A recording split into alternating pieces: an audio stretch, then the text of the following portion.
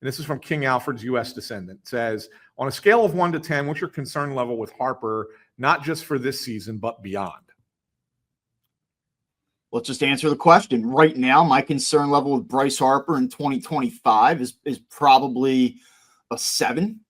Beyond, maybe a little less, but I would acknowledge that he is a player that does seem to be on the downturn a little bit and can't stay healthy. Like, whether or not it's his fault at times, the fact of the matter is, like, go back and look at the recent run. He's hurt a lot, and he plays through a lot of that, but it seems to have an impact on him as well. One of the questions about the trade deadline and what will the Phillies do and what do they need and how far in do you go? Let's just pretend that there aren't only 7 teams out of it and that you could have what you wanted to. And there's just some perfect world where this player exists and you can trade Aiden Miller and Crawford and whoever else. Like, how in do you go when Bryce Harper looks the way that he does right now? Now, he just came back off of a prolonged absence, but he's 3 for 19 with 9 strikeouts, and he doesn't look like an impact player. He hasn't really looked like an impact player the way that we expect him to be all year. Does he knock off the rust and get going, and we go, oh, look, see, that's Bryce Harper. He's a robot. Maybe. I think the reality of it is that he'll be better than what we've seen, but I don't know that you're getting like the big moment Bryce Harper guy here this season. See, I'm going to go the other side of that. I'm less concerned.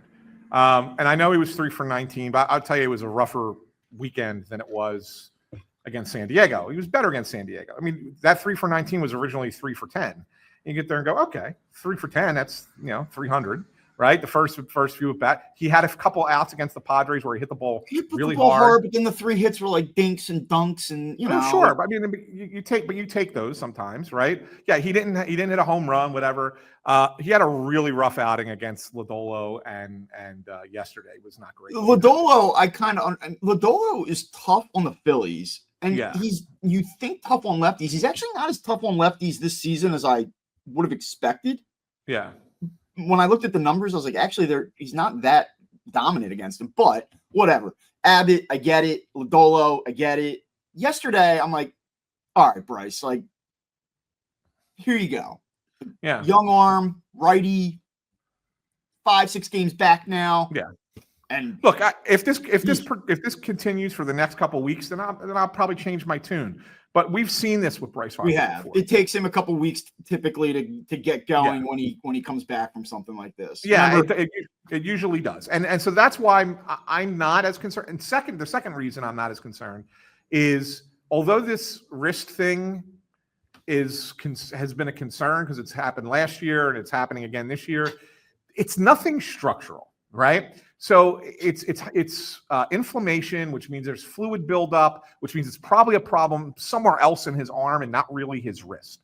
So whenever they can figure out how to make that go away, I think Bryce Harper gets back to being Bryce Harper, because it's not a structural problem with his wrist. It's more just something that is preventing him from getting the swings that he normally gets. I know that there's no way you could possibly know this, and you, I guess, to some extent just answered the way you feel about it, but is there any situation where, like, this goes on for a few weeks, he gets to August, and he goes, I'm not the same guy, never mind, I'm out again. And it's just like, you think it's going to trend more towards, like, he figures it out and they're able to manage it and get the most out of him, as opposed to, holy smokes, like, yeah, I do, but I also do think that they're going to be a little bit more careful with him. I think he's going to be a little bit more careful with himself, and he's maybe not going to try and push through it a couple times. I thought it was telling, and I know he had just come back, day 2, but the fact that he didn't play in the other game of the doubleheader, I'm like, okay, this is a little different for Bryce Harper. Yeah, I think you're going to see him get an extra couple days off that maybe he normally wouldn't have had